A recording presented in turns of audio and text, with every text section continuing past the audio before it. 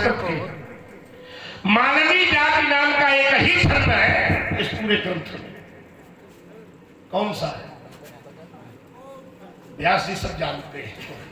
ये तो बिल्कुल आप न जानेंगे तो फिर हम लोग कैसे जानेंगे? बिल्कुल सही। क्योंकि मालवी नाम का छंद है बड़ा, और वो सुंदर कांड में है। अतुलित बलधामम हेम शैलावदेहम, ये मालवी जाति का छंद है।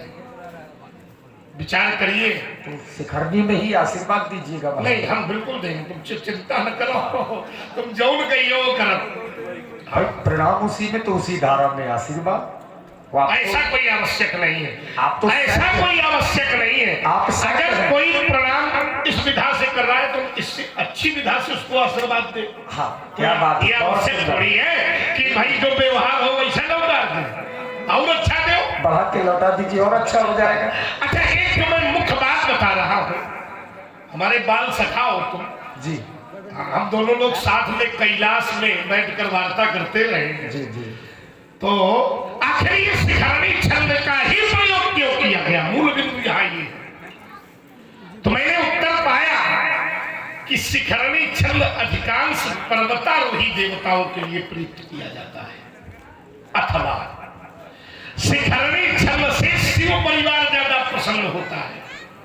आप लोग जितने भी लोग बैठे हैं, जब शिखरणी छंद सुनेंगे तो केवल शिव परिवार के लिए ही सुनेंगे। आइए, शिव परिवार के पहले सदस्य कौन है?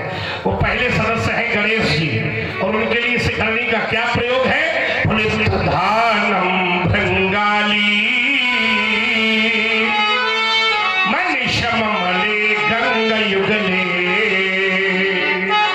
तधानम शर्वा। दूसरे सदस्य मैया पार्वती, इनके लिए भी शिखरणी का प्रयोग कि मुखे ते तांबूलम नयन युगले कज्जल कला ललाटे काश्मीरम विलसति गले मोतिक लता स्फुरत कांची साटी भगुकति गते हाथ कमई भजा स्वाम इत्यादि। और छोटे से सेवक नंदी जैसे लोगों के लिए भी शिखरणी सदा नंदी नंदी। तुम कहो तुम दिन भर तुमका शिखरणी ही सुनावे। तुम कह रहे थे कि शिखरणी में तुमने कहा 2-4 शिखरणी तो सुना ही दे। बहुत अच्छा लगा। ईमानदारी है कि तुमने हमें भी शिव परिवार का ही मानकर शिखरणी का प्रयोग किया। ऐसा भी आपका भाव हो सकता है। क्या बताऊं, समय बहुत आगे की ओर अग्रसारित हो गया, समय बदलता गया। मैंने देखा है कि पहले लोगों के भवन बहुत छोटे होते थे, लेकिन मित्र रहने वाले लोगों का हृदय बहुत बड़ा होता था। ये जितने लोग बैठे अपना बचपन याद करिए, आपके घर में 10 लोग आ जाते थे, घर छोटे होते थे, लेकिन आपका आतिथ्य इतना बड़ा होता था कि छोटे से घर में 10 लोगों का भव्य स्वागत हो जाता था। आज लोगों के भवन बहुत बड़े हो गए, लेकिन कोई घर में अतिथि आता है तो उस अतिथि का ठीक ठीक सत्कार नहीं हो पाता। ईमानदारी से उत्तर करना कितने लोग बैठे। पहले लोगों के वस्त्र तो मैले कुचैले होते थे, लेकिन हृदय बड़ा पवित्र होता था। आज लोगों के वस्त्र बहुत साफ हो गए महाराज, लेकिन अंदर का हृदय बहुत गंदा हो गया। इसलिए ये देखो, एक बुजुर्ग बैठे हैं, इन्होंने उस काल का अनुभव ही देखा होगा। हमें याद है हमारे बाल्यकाल में हमारी माताएं 20 लोग आते थे तो आने के बाद मुंह नहीं बनता था। और आज की बहुएं कहो देख के मुंह बना ले, समस्या है। अतिथि को देखकर कभी मुंह नहीं बनाना चाहिए। नहीं, आपको भीषण नरक पर जाना पड़ता है। भागवत में इसका उल्लेख है। आए हुए अतिथियों को देखकर जो मुंह बनाता है उसके नेत्र गिद्ध नोचते हैं। और एक सिद्धांत हमारे गोस्वामी जी ने दिया है कि आवत ही हर से नहीं, नैनन नहीं स्नेह, तुलसी वहां न जाइए, चाहे कंचन बरसे गेह।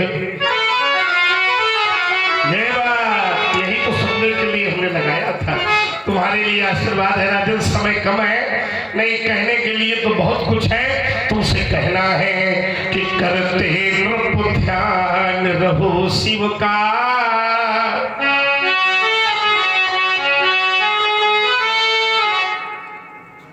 यहां से हम भी कमजोर नहीं है, क्योंकि प्रारंभ यहीं से है ना, ये वाला बहुत साफ हुआ है। करते नृप ध्यान रहो शिव का। एक बार पूछा गया कि महाराज शिव माने क्या होता है? शिव माने क्या होता है? भगवान शंकर। शिव माने और क्या होता है? तो हमने कहा वेद। शिव माने और क्या होता है? तो हमने कहा कल्याण। बोले कैसे? हमने कहा सम कल्याणम करोति सह शंकर। वेदों ने कह दिया जो सब जगह जीव का कल्याण करे वही तो शंकर है। अपना करके अपना सबको सतमार्ग सभी को दिखाते रहो। क्या मूल तत्व मानवता का,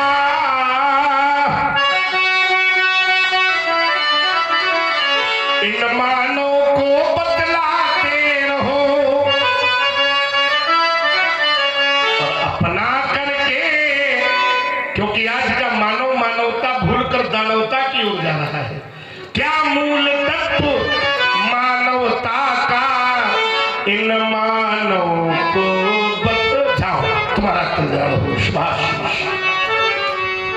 जनक की बहोरी आई सिर नावा, आई सिर नावा।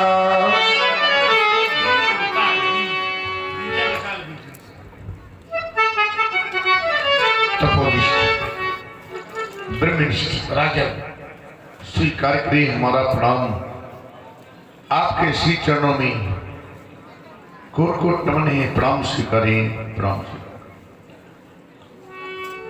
आओ भाग्य इस मिथिला का, वाह। हे तपोनिष्ठ अभिनंदन है। कृति कृति हुई मिथिला समाज, कर रहा जनक पद बंदन है।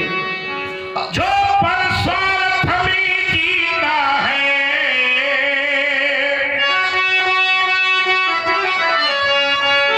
और पर स्वार्थ में मरता, उसके हर आंसू यह रामायण, और उसकी हर बोली गीता। सतत साहित्य साधक, गंभीर तत्वान्वेषक, भाषा भागीरथी के दिव्य अवगाहक, साहित्य का दूसरा पक्ष देखा। कवि कुल कुमुद कलाधर, कविता कानन केसरी, काव्याकाश। इस दिवाकर में तुम सरस्वती के कृपा पात्र हो। इस समय तो कोई अतिशयोक्ति, क्योंकि कल्पना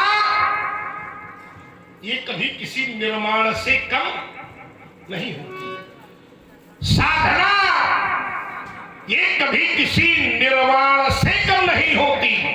निर्वाण माने मुक्ति। और किसी के हृदय में जगह अच्छी भावना, ये भावना किसी भगवान से कम नहीं होती। शास्त्र कहते हैं राजा, तुम्हें जनक कहा व्यास जी ने। जनक माने क्या होता है? पिता। तो आप व्यास जी के तो पिता हो नहीं, ना। फिर इन्होंने तुम्हें जनक क्यों कहा? जनक किसी मरण धर्मा व्यक्ति का नाम नहीं है। जनक तो एक विचारधारा का नाम है, और जो उस आचरण को आचरित करेगा संसार उसी को जनक कहने लगेगा। जो गौरव गरिमा ज्ञान बढ़ावे है वही जनक, जो ऋषियों का सम्मान करावे है वही जनक।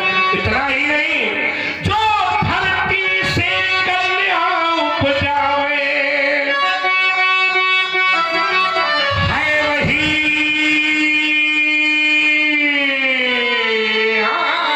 जनक।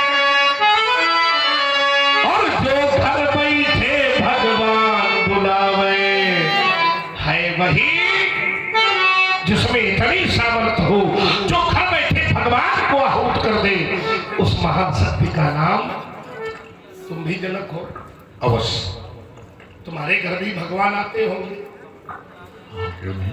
क्योंकि मैंने देखा है महाराज देवराज के यहाँ स्वयं भगवान दत्तात्रेय सत्संग करने के लिए आते थे। बहुत बढ़िया। देखो तुम योगी भी हो। हाँ योगी हूँ। योगी हो। अवश्य। तो योग के विषय में तुम्हारा क्या मंतव्य है? थोड़ी सा सत्संग हो जाए, क्योंकि विद्वान राजा हो तो होना चाहिए। योग के विषय में तुम क्या जानते हो? अगर योगी हो तो फिर योग के विषय में तुम्हारा अपना कोई मंतव्य होगा, कोई सूत्र होगा, कोई परिभाषा होगी। योग का क्या भाव है तुम्हारी दृष्टि में? मैंने तो सोचा था कुछ ऐसा आप पूछेंगे जो शायद उत्तर न दे पाऊं। क्यों, योग माने गड़बड़ है क्या? बड़ी आपने बड़ा सरल प्रश्न किया है। अब हम अवस्था देखकर व्यवस्था करते हैं। इस मिथिला का छोटा सा बालक ये बता देगा कि योग माने होता है। बताना चाहिए। ज्ञान की नगरी गरिमा है। ये ज्ञान की नगरी। क्या है योग माने? योग माने होता है जोड़। ये तो विश्व का छोटा सा बच्चा बता दे। मिथिला का राजा जब कोई परिभाषा दे तो 4 वेद हैं, 6 शास्त्र हैं, 18 पुराण हैं, 128 उपनिषदें हैं भारतीय संस्कृत में। इससे बंधा हुआ कोई उत्तर रहना चाहिए। थोड़ा धैर्य रखिए। अरे हम कौन भागे जा रहे हैं? फिर तो है ही। बता आप हैं श्री आदरणीय नृपत सिंह जी महान, आपकी ओर से 21 मुद्राएं महाराज जनक जी के चरणों में समर्पित हैं। आइए सुने योग की परिभाषा। बताने ही जा रहा हूं, धैर्य धारण करें आप। सबसे पहले योग माने होता है जोड़। योगा कर्म सुकौशलम, जो कर्म के कौशल से फलीभूत होता है उसे कहते हैं योग।